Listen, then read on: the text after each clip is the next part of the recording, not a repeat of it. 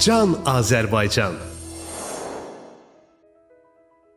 Salam əziz dinləyicilər, İctimai Radionun efirində Can Azərbaycan verilişi başladı. Aparıcınız mənəm Pərvanə Nadir qızı. Bu günlərdə çox maraqlı bir kitab işıq üzü görüb. Söhbət Qərbi Azərbaycandan köçlər, mühacirlər, xatirələr, sənədlər kitabından gedir. Kitabın həqiqətən böyük bir tarixi və mənəvi dəyəri var və bu kitabın müəllifi mən əminəm ki, Dilqəm müəllim, Dilqəm Əhməd çoxsaylı araşdırmaları nəticəsində bu kitabı yazıb və bəlkə də bu araşdırmalar illərə söykənir, bunu dəqiq deyə bilmərəm. Bütün bu sualların cavabını tapmaq üçün kitabın müəllifini bugünkü verilişimizə dəvət etmişəm.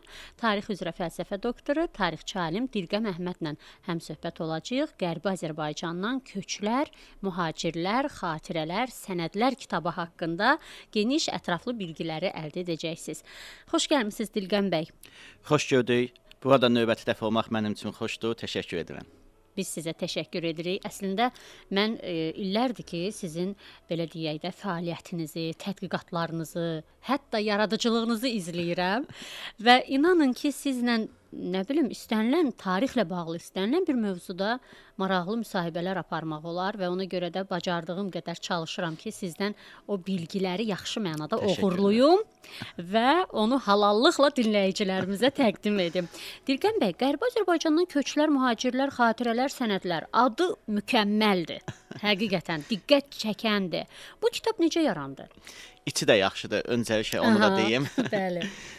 Deməli, mən özüm əslən Qərbi Azərbaycandanam. Zəngibasar mahalının Zəngivər kəndində doğulmuşam. Mühacirət mövzularına olan marağımda həmişə düşünmüşəm ki, məhz bu qaçqınlıqla bağlı yaranan bir hadisədir. Ona görə də özüm ta ötən əsrin əvvəllərindən etibarən Azərbaycandan müxtəlif yerlərə olan köçləri araşdırıram. Təbii ki, Qərbi Azərbaycanda bizim tarixi vətənimiz, yurdumuz olduğuna görə, eləcə də hal-hazırda bu mövzu aktual olduğuna görə bu mövzuya maraq göstərdim. Mövzu ilə bağlı materiallar mən İstanbulda doktorantura təhsil aldığım zaman Türkiyə arxivlərində çalışarkən qarşıma çıxmışdı. Gördüm ki, ötən əsrin əvvəllərindən etibarən İrəvandan, Gümrüdən, Qərbi Azərbaycanın bir sıra yerlərindən Türkiyənin Van şəhərinə, Muşa, Bəyazitə, Qarsa və bir çox yerlərinə köçlər olubdur. Bəziləri məşhur şəxslər gediblər, bəziləri isə qafilə şəklində insanlar gediblər. Ona görə də düşündüm ki, həm Türkiyə arxivləri əsasında bu köçləri araşdırım, həmçinin də İstanbulda, Qarsda yaşayan, əslən İrəvandan olan insanların ailə xatirələri üzərindən bu kitabı qələmə alım. Yəni, kitabımız əsasən Türkiyəyə köçlərdir. Təbii ki, kitabın içərisində Amerikada da yaşamış, Fransada yaşamış Qərbi Azərbaycanlılar var. Amma əsas məkanımız Türkiyədir və kitab Türkiyə arxivləri, eləcə də Türkiyədə yaşamış mühacir İrəvanlıların ailələrində olan xatirələrdən, fotoşəkillərdən istifadə edilərək hazırlanıbdır. Öncəliklə deyim ki, bu mənim sədri olduğum Çapar Milli İrsin Tədqiqi Mərkəzinin ilk layihəsidir, ilk layihəsinin məhsuludur. Mədəniyyət Nazirliyinin qrant müsabiqəsi əsasında işıq üzü görübdür. Fürsətdən istifadə edib Nazirliyə də təşəkkür edirəm və ona görə çalışdıq ki, yaxşı bir kitab olsun və ümid edirik ki, təqdir oxucularımızındır. Onlar bəyənsələr, demək ki, yaxşı iş olubdur. Bəli. Qərbi Azərbaycandan köçlər. Gəlin bu tarixə nəzər salaq. Ümumiyyətlə, bu ifadəni açın bizə, izah edin, zəhmət olmasa. Əlbəttə ki, Qərbi Azərbaycandan köçlərin tarixini ta ki 1801-ci ilə qədər uzatmaq mümkündür.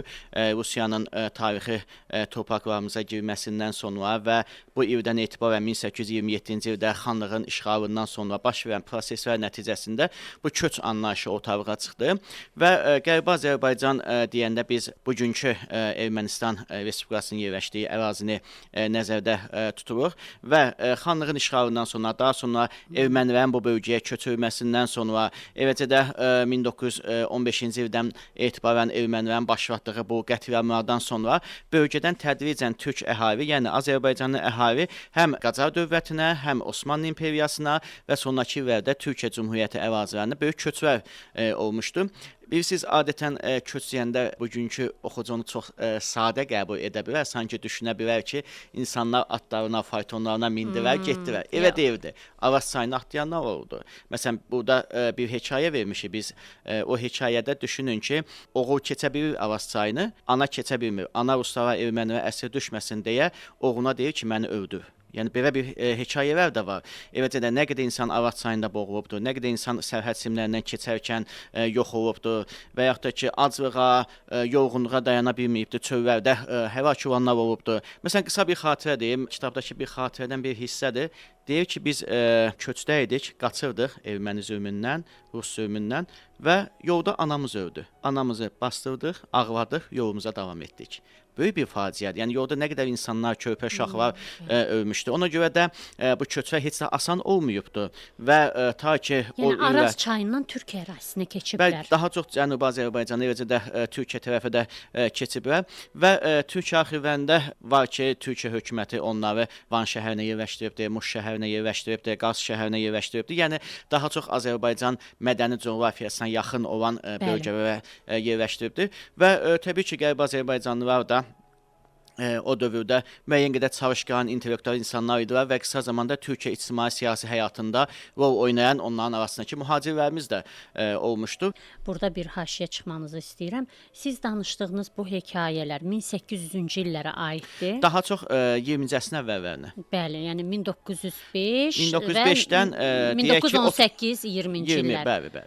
Və bilirsiniz ki, Qərbi Azərbaycanın sonralar da daxili köçlər olmuşdu. Yəni Azərbaycanın öz içlərində biz buna deportasiya deyirik 1948-53-cü illərdə və nəhayət 88-ci ildən başlayan sonuncu qaçqınlıq həyatı var. Yəni biz göstərməyə çalışdıq ki, Qərbi Azərbaycandan bizim köçümüz 88-ci ildən deyil. Yəni adətən sonuncu böyük qaçqın köçünü biz o vaxtdan yəni insanlar bilir, amma bunun tarixi ta ki xanlığın işğalından etibarən, yəni o illərdən başlayan bir prosesdir. Amma sevindiricidir ki, Türkiyədə yaşamış mühacirlər, eləcə də orada yaşamış İrəvanlıların nəsilləri, mən İstanbul Qaz şəhərində onları görəndə, bilirsiniz, Türkiyədə elektron hökumətdə onların soy kötüyü görsənir. Hamısı mənə böyük sevinclə İrəvandan olduqlarını deyirdilər. Çünki orada atalarının gəldiyi yerlər Osmanlı qaynağında olduğuna görə o da avtomatik köçürübdür elektron hökumətə və hal-hazırda Azərbaycana baş verən proseslərdən də xəbərdardırlar. Yəni onlar da Qərbi Azərbaycana qayıdış prosesini izləyirlər və uzun, yəni mən sonuncu köçün nümayəndəsiyəm. Onlar əvvəlki köçün nəsildir və biz görüşdüyümüz zaman o qədər ortaq adət, ənənələr, yeməklərə qədər eyni şeyin olduqlarını görürük. Eyni və mənim ata-babalarım kimi danışdıqlarını görürəm. Yəni çox duyğulu anlar olur. Hətta mən Qars şəhərində məzarlıqları da gəzdim. Düşünün ki, insanlar yurd yerlərini unutmamaq üçün məzar daşlarına Erivanlı, Revanlı, İrəvanlı və yaxud da ki, kənd və kənd yazıblar. Kitabda bəzi məzar şəkilləri də vermişəm. Məsələn, Ağbabadan, Gürlübulaqdan, digər kəndlərimizin adları yazılan yerlər var ki, bu insanların da yurda, vətənə sadiqliyini göstərir. Mühacirlər, xatirələr və sənədlər sözləri əslində bu üç ifadə arasında, bu üç anlayış arasında o qədər böyük bağlılıq var ki, çünki xatirələrin ola bilər ki, bir qismi sənədlərə söykənməsin. Ola da bilər ki, sənədlər haqqında xatirələr tapa bilməyəsiz. Siz dediniz ki, mən özüm də Qərbi Azərbaycandanam. Mənə çox maraqlıdır. Məsələn, siz öz babalarınızdan, atanızdan hansı xatirələri eşitmisiniz? Mütləqdir, çünki mən özüm Zəngivər kəndindənəm. Məsələn, Türkiyədə bu mövzuda yazılan bəzi qaynaqlara baxanda orada soyadı Zəngi olan insanlar görmüşdüm. Yəni İrəvan kökənli. Yəni mütləq vardı. Və yaxud da ki, bizim mahalın keçmiş adı Uruxanlı idi. Eləcə də Uruxanlı soyadı İrəvanlılar Türkiyədə bu gün də yaşayırlar. Məsələn, kitabda xatirəsini verdiyim insanlardan biri Məhəmməd Uruxanın xatirəsidir. Onun oğlu Sabit bəy mənə atasının əv yazmasını verdi və o İrəvandan necə köç etdiklərini qalsa detallı şəkildə yazıbdır. Biz onu müasir dilimizə uyğunlaşdırdıq, verdik. Əlbəttə ki, mən oradan çıxanda özüm 3 yaşımdaydım. Sadəcə evimizin qapısını xatırlayıram.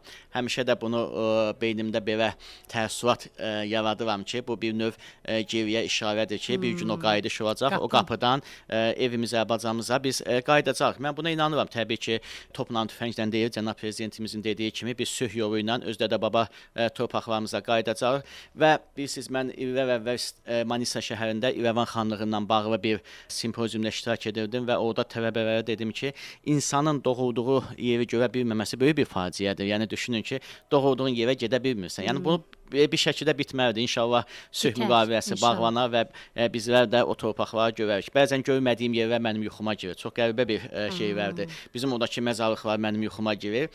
Qəribə bir şeydir və bu da təbii ki, böyüklərdən dinlədiyimiz hekayələrə görədir insanın beynində formalaşır. Şuur altıda yer eləyib özünə. Əlbəttə ki, məsələn, atam, anam köç hekayələrini çox danışıblar, sual verdiniz. Məsələn, mən ən çox nəyə üzülmüşdüm? Məsələn, atam danışırdı ki, biz bütün yükü hazırlamışdıq, Naxçıvana gedəcəkdik, sonra Bakıya gələcəkdik və illərlə bizimlə qonşu yaşayan ermənilər dedilər ki, türklər gedir, gəlin yüklərini yandıraq.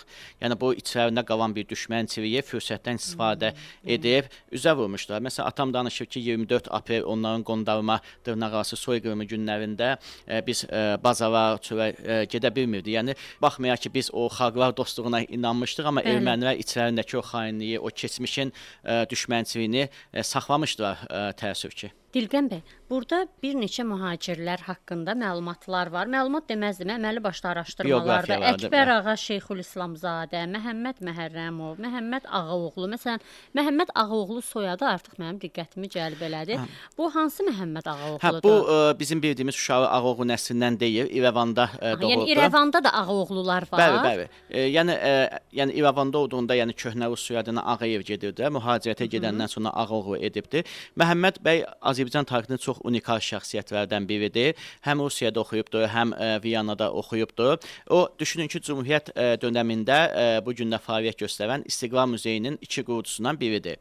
Və o, Avropada təhsil alandan sonra həyat yoldaşı ilə bərabər getmişdi, Qəmər xanımla bərabər. Sonra qayıtdılar İstanbula. İstanbulda muzeyçilik fəaliyyətini davam etdirdi. Daha sonra Michigan Universitetindən dəvət aldı və Amerikaya getdi.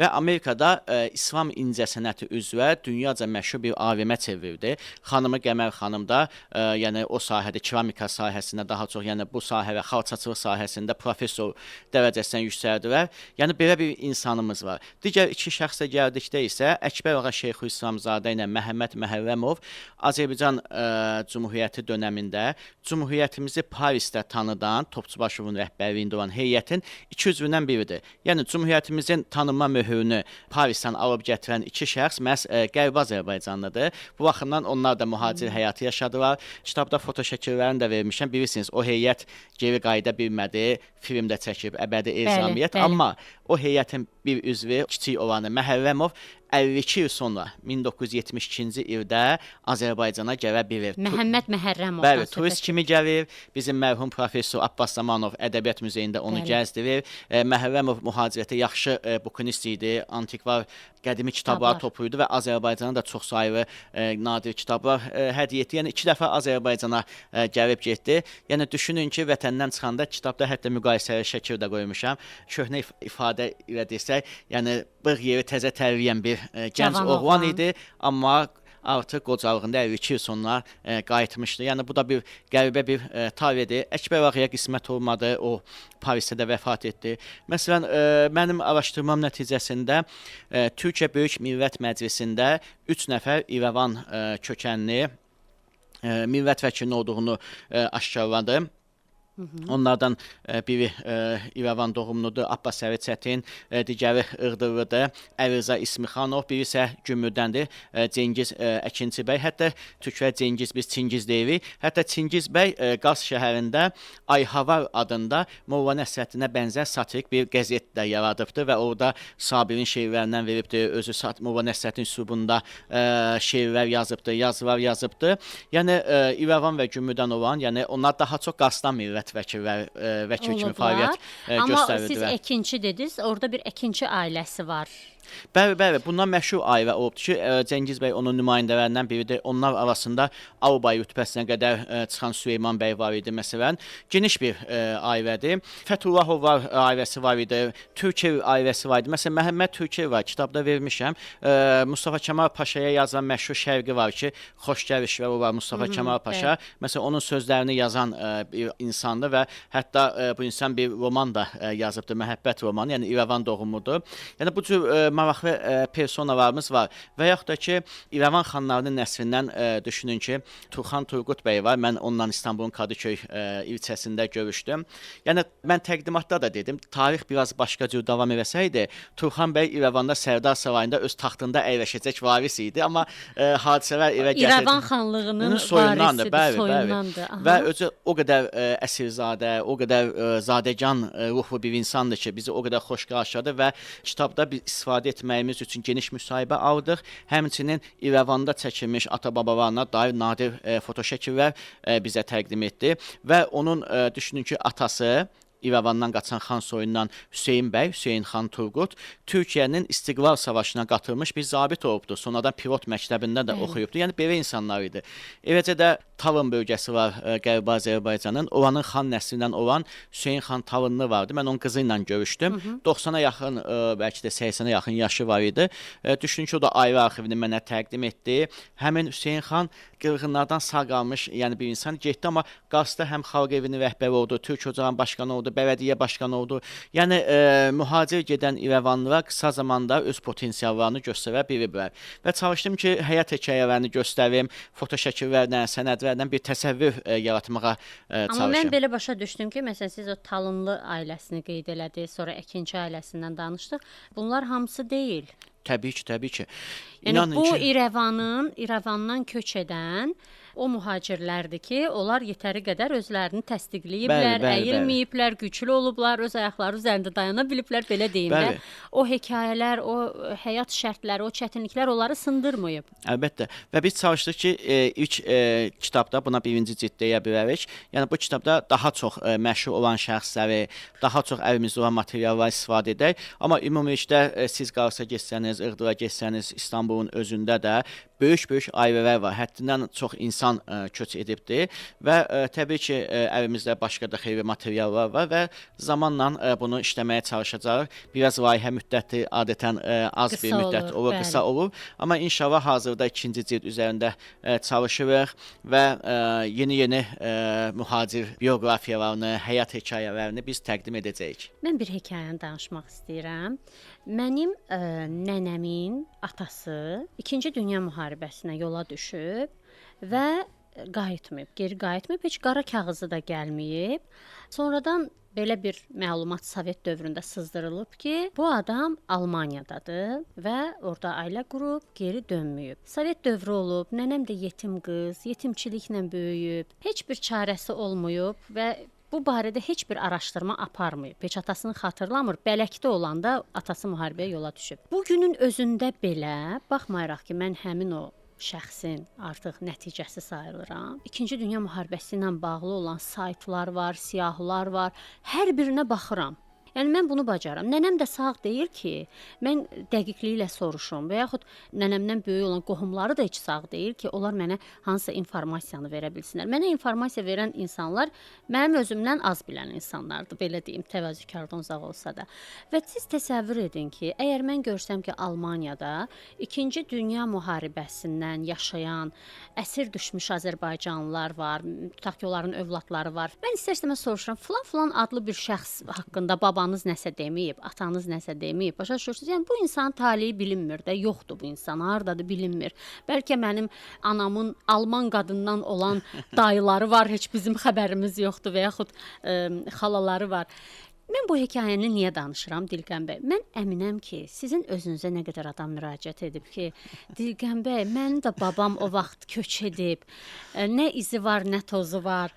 Olubmu belə müraciətlər? Həddindən artıq çoxdur. Bu da nə ilə bağlıdır? Çünki xüsusən 2-ci Dünya müharibəsindən dediyiniz kimi əsir düşənlər, çünki bu mövzu həm də mənim elmi işimdir. Mən 2-ci Dünya müharibəsindən sonra əsir düşmüş, Avropada qaçqın düşərgələrində yaşamış SSR vətəndaşların Türkiyəyə gəlişlərini yazmışam. Yəni Türkiyə qismini yazmışam və o qismdə də təbii ki, çox insanla görüşə bildim. Hətta Qazaxın Kəsəmən kəndindən olan Zöhrab bəyin qızı Rəna xanımla təsadüf nəticəsində biz İstanbulda görüşdük. Qadın mənə böyük bir arxiv göstərdi və o arxivdə mən elmi işimdə bol-bol yararlandım. Bu səpkidə çox insanla görüşdüm. Yevraqdan olan, başqa bölgədən olan. Bu məsələ çox aktualdır, çünki insanlar 2-ci Dünya müharibəsinin üzərindən hələ 80 il keçibdir. İnsanlar hələ də ümiddən onların tapmasını düşünürlər və dediyiniz kimi o insanlar müharibədə əsir düşəndə qaçqınlıq həyatında, müharibədən sonrakı onlar 4-5 il qaçqınlıq həyatı yaşayıblar. Orada evlənmələri mümkündür. Məsələn, İtalyan qadınlarla, Rus qadınlarla, Polyak və digər qadınlarla, çünki onlar da dul qalmışdılar, həyat yoldaşları vəfat etmişdi və müharibədə o qaçqın düşən insanların böyük bir qismi Amerikaya gedənlər oldu, İsveçrədə, İtaliyada, Almaniyada qalanlar oldu, Türkiyəyə gedənlər də oldu. Mənim evim işimdə tapdığım Türkiyəyə gələn SSR vətəndaşı türk və müsəlman olanlar, yəni Türkistanlı, Krımlı filan toplam sayı 2700-ün üzərindədir. Yəni bu dövlət arxivində olan sənədə əsaslandır. Bəlkə də daha çox gəlib. İndi burada ailələrin tapılmaması məsələsində nə ilə bağlıdır? 2-ci Dünya müharibəsindən söhbət 2-ci Dünya müharibəsindən gedir. Məsələn, Qərbi Azərbaycandan da ola bilər. Ola bilər, var. Məsələn, kitabda birini 2 nəfər vermişəm. Cabbar Ərtürk bizim qonşu Zəhmət kəndindən idi. Bir də Qədir Süleyman, o da İrəvandan doğuldu. Hətta 2-ci Dünya müharibəsində Nuru Paşanı da görübdü. Cabbar Ərtürk Türkiyədə o qədər kitab yazıbdı, o qədər məqalə yazıbdı ki, xatirələrini yazıbdı, bütün İrəvandakı kəndlərinin həyatını yazıbdı. Çox maraqlıdır. Onu xüsusilə sizə tövsiyə edirəm, baxarsınız. Amma insanlar adətən 2-ci Dünya müharibəsinə gələnlər Türkiyədəki soyad qanununa görə mütləq soyadlarını dəyişirdilər. Bəzi hətta Sovet casuslarından qorunmaq üçün adlarını dəyişənlər də vardı. Çünki bunlara Stalinin qərarı ilə əsir düşənlər vətən xaini sayılırdı. Ona görə də bunların üzərində xain damğası var idi. Təəssüf ki, yəni belə bir damğa var idi. Amma təbii ki, o insanlar öz keyflərindən əsir düşməmişdilər. Yəni ki, müharibədə əsir də olunur, həlak da olunur. Və mənə də müraciət olunanda, məsələn, Azərbaycan ad soyad ata adından deyil və bu şəkildə tapmaq mümkün deyil. Hansı mühacirləri tapa bilirik biz? Getdiyi ölkədə ictimai həyata qoşulubdur. Azərbaycan istiqlal mübarizəsinə... Yəni, sıradan biri olan insanları tapmaq çətindir. Çünki tutaq ki, Türkiyə hökuməti nə edirdi?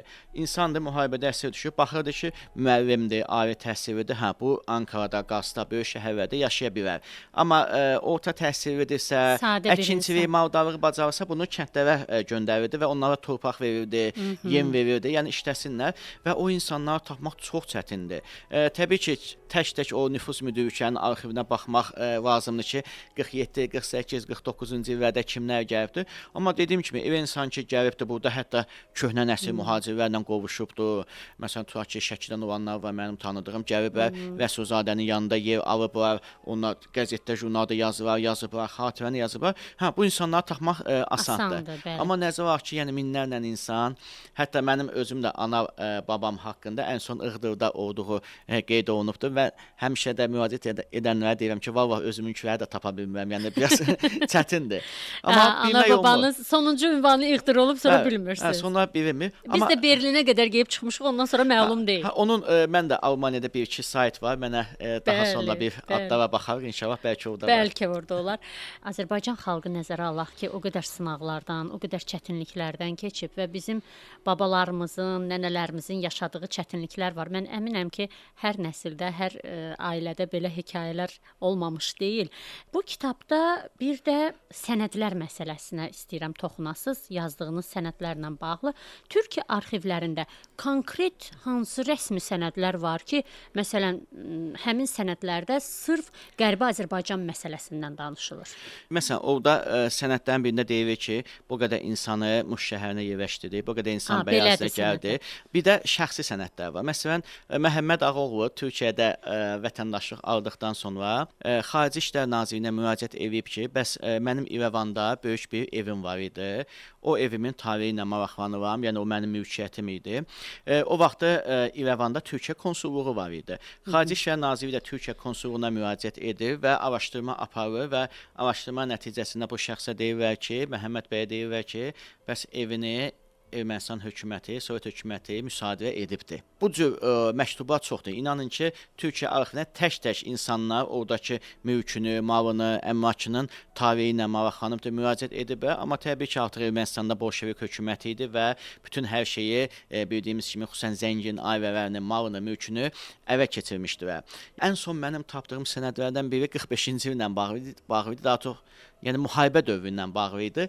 İki ailə 2-ci Dünya müharibəsinin gedişində Türkiyə sərhədini keçərək Çıldır bölgəsinə gediblər, orada jandarmaya təslim olublar, yəni ki, Sovetdən qaçıblar. Yəni demək ki, 45-ci ilə qədər hələ ki Köçlər davam edirdi. Məsələn, var sənədlərdə məsələn deyir ki, filan kəs İrəvanın Dərəvi köyündən filan kəs filan yerə göndərilsin və yaxud da ki, filan kəsin ev əhalisinin sayını göstərir də. Yəni bu səbt kimi həm şəxslərlə bağlı sənədlər var, həm də ümumi qafilələrin köçürülməsi ilə bağlı sənədlər var. Mən sənədlər təbii ki, bir qismini biz işlədik, çünki orada həddindən artıq çox material var. Qərbi Azərbaycandan köçlər mövzusu o qədər geniş mövzudur ki, və siz özünüz də verilişimizin əvvəlində bu məsələyə diqqət ayırdınız ki, siz sadəcə bunun Türkiyə tərəfini işləmisiniz. Məsələn, çox maraqlı olardı Cənubi Azərbaycandakı İrəvanlılar. Bəli, mən deməli kitabın sonunda nəticə əvəzi deyə bir bölmə qoymuşam. Deməli, mən İstanbulda bir Cənubi Azərbaycanlı soydaşımızla münasibət qurmuşdum. Bu insan düşünün ki, bütün Cənubi Azərbaycan torpaqlarını gəzərək bitkilərin adlarını toplayırdı ki, yəni ki, yer adları, bitki adları türkcə olduğuna dair. Bu mənə dedi ki, bir kitab da yazıbdı, Nişapur səyahətnaməsi. Bu mənə dedi ki, bir kəndə getmişdim. Kənddə hamının soyadı İrəvani idi. Dedilər ki, biz ötən əsrdə erməni zülmündən qaçıb bu kəndə gəlmişik və Azərbaycanda baş verən hadisələri izləyirik. Biz də Qərbi Azərbaycan qayıdışla maraqlanırıq.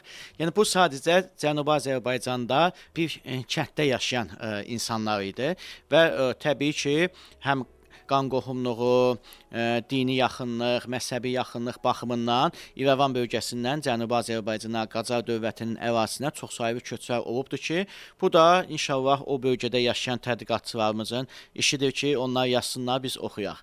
Və yaxud da ki, ötən əsrdə ortalarında bu deportasiya dövründə filan Orta Asiya köçlər də olubdur. Yəni orada yaşayan ailələr var. Eləcə də 88-ci ildən sonra Qazaxstana köçən insanlarımız var. Yəni ki, orada yaşayan tədqiqatçılarımız, oradakı diaspor fəallarımız bu mövzuları araşdırsalar yaxşı olar. Mənə fürsət düşmüşdü Türkiyədə təhsil aldığım dönəmdə bu materialları topladım, görüşmələr keçirtdim, amma təbii ki, onlayn şəkildə də bu işləri həyata keçirmək mümkündür. Kitabda mənim diqqətimi çəkən bir məqam da oldu. Yəni Qərbi Azərbaycandan köçən insanların arasında daha çox bəy əfəndiləri qeyd eləmisiniz, amma ola bilməz ki, Qərbi Azərbaycandan köç edən mühacirlər arasında elə xanımlar olmasın ki, onlar da özlərini təsdiqləməmiş olsunlar. Belə sənədlərlə üzləşdiniz, yoxsa necə? Mümkündür ki, var. Məsələn, mən bu bizim Naxçıvandan olan 2-ci Dünya müharibəsində o da əsir düşmüş mayor Əbdürrəhman Fətəlibəyli Düdənginskinin xanımı Veyva Qaziyeva, Veyva Qazi kimi mühacirətdə adlanır. Məsələn, o İrəvanın məşhur Qazızadələr nəslindəndir. O müharibədən sonra bir qısa dönəm Türkiyəyə gəldi. Fətəlibəyli Almaniyada öldürüldükdən sonra o birbaşa Amerikaya köçdü və 2000-ci illərin əvvəllərinə qədər yaşadı. Yəni ki, mühacirətdə Veyva xanım Amerikada yaşayıbdır, məzarı da oradadır, vardır. Və yaxud da ki, məsələn, orada qeyd etmişəm, Əbi Bəyzadə ailəsi var. Məsələn, orada Şəfiqə xanım var. Şəfiqə xanım Əbi Bəyzadə o Dəvəçək mahalındandılar və orada doğulubdur. Türkiyədə həkim kimi yetişibdir. Onun qiymətli şəkillərini vermişəm. Mən məsələn Şəfiqə xanım bir xatirəsini də vermiş, yəni ailəsi haqqında verilibdir. Və Şəfiqə xanım sonralar Cümhuriyyətin 100 tələbəsindən Həmid bəylə evlənir. Yəni maraqlı bir qohum ailədir. Yəni vardır mütləq ki, və xüsusən də İrəvanlı qadınların şəkilləri o qədər maraqlıdır ki, xüsusən bu İrəvan dönəmində, Çar Rusiyası dönəmində çəkilənlər, yəni xüsusən o zadəgan ailələrin geyimləri, boyunbağları, qolbaqları, yəni əsl onların simasından. Ona görə hamımız deyirik ki, nənələrimizin bir ton qızılı olub. Hamımızın nənəsində olmayıbdır. Bizdə olub valla. Bütün şəkillərdə baxırsan ki, qır-qızıl taxıblar, biz də elə düşünməyə məcburuq da. Və onları da çox əsilzadə göstərib. Əsilzadə göstərib, həqiqətən. Və o dövrdə foto çəkmək də hər adama müyəssər olmur. O çətin bir prosesidir. Ona görə ən gözəl paltarlarını geyinib, ən gözəl, belə deyək də, aksesuarlardan istifadə edib o şəkilləri çəkdiriblər. Dilqən bəy, sizi çaşdıran məqamlar oldu mu sənədlərdə? Məsələn, bir-biri ilə üst-üstə düşməyən faktlar. Tarixçilər çox bundan gileylənirlər. Yox, əlbəttə ki, bilirsiniz, bəzən xatirələrdə problemlər ola bilir. Çünki xatirələr bəzən uzun il sonradan yazılır. Məsələn, mən nəyə üzürdüm? Məhəmməd bəyin oğlu var, Fuad bəy. Fuad Avaslı düşünün ki, 1903-cü ildə İrəvanda doğulubdu və Qasda çıxan Qas qəzetinin uzun müddət baş redaktoru olubdu. Məsələn, o deyir ki, atam, yəni müxtəlif yerdə sürgündə yatanda, Tiflis zindanda yatanda 1000 səhifəyə yaxın gündəlik tutmuşdu. Hətta Malta adasında sürgündə olubdu. Amma sorğu-sualda ruslar onun əvindən aldılar. Bəlkə də o Rusiyada hansı arxivdə saxlanılır. Amma günlüklərdə problem olmaz. Amma xatirələr bəzən 50 il sonra, 60 il sonra yazılanda müəyyən anaxronizmlər ola bilər, müəyyən qarışıqlıqlar ola bilər, hadisələri düzgün izah etməyə bilər və bunda da əlbəttə ki, bizim öz təcrübəmizlə izahlar verməyə çalışırıq, nəsə qeydlər yazmağa çalışırıq. Yəni bir şəkildə oxucuya daha yaxşı material hazırlayırıq. Çox maraqlıdır. Bu kitabı necə əldə etmək olar? Kitabı biz layihə kitabı olduğuna görə satışda olmayacaq və bütün kitabxanalara biz hədiyyə edəcəyik, universitetlərin kitabxanalarına verəcəyik. Qərbi Azərbaycan icmasında hazırda mövcuddur. Bizim bəzi universitetlərin tərkibində Qərbi Azərbaycan Araşdırmalar Mərkəzi var. Kitab orada yer alacaq. Eləcə də Axundov kitabxanasında. Yəni ki, kitabxanalarda olacaq. Məsələn, kimsə sizə sosial şəbəkələr üzərindən yazsa ki, Dilqəm bəy, mən bu kitabı oxumaq istəyirəm. Reaksiyanız necə olacaq? Elektron şəkildə qoyacaq. Yəni ki, həm müxtəlif yaxın saytlara qoyacaq. zamanlarda. Bəli. Çünki kitabımızın tirajı azdır. Əgər qismət olarsa biz bunun ikinci nəşrini kütləvi çap edə bilsək, o zaman bütün satış mərkəzlərində olacaq. Amma hələ ki kitabxanalarda və onlayn olacaq. Mən sizə uğurlar arzu edirəm Çox və sağ olun. dərin təşəkkürümü bildirirəm.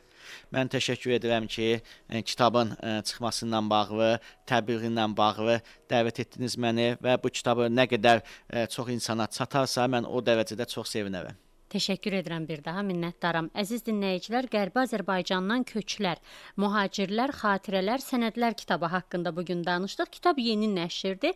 Tezliklə PDF variantı olacaq. İnternet resurslarından oxuya bilərsiniz. Amma kitabı əldə etmək üçün isə şəhərimizin kitabxanalarına, xüsusən dövlət kitabxanalarına müraciət edə bilərsiniz. Çünki təəssüflər olsun ki, kitab satışda deyil. Dilqəm bəyə də əgər özünüzü həqiqi bir kitab sevər oxucu olaraq necə deyərlər, isbatlaya bilsəz, mən əminəm o kitablardan sizə hədiyyə verəcək. Elə deyil Dilqəm bəy? Mütləq, Mən mütləq. həmişə dinləyicilərimin tərəfindəyəm də. Yəni həmişə istəyirəm ki, onlar daha çox mütaliəli olsunlar, daha çox oxusunlar, Mütləq. Yəni öyrənsinlər. gərəkli olan insanlara, yəni bu mövzuya marağı olan insanlara mütləq ki biz hədiyyə edəcəyik. Təşəkkürümü bildirirəm. Çox sağ ol. Sözü gedən kitabın müəllifi, tarix üzrə fəlsəfə doktoru, tarixçi alim Dilqəm Əhməd bugünkü Can Azərbaycan verilişinin qonağı oldu. Aparıcınız mən idim, Pərvanə Nadir qızı. Sağ olun, salamat qalın.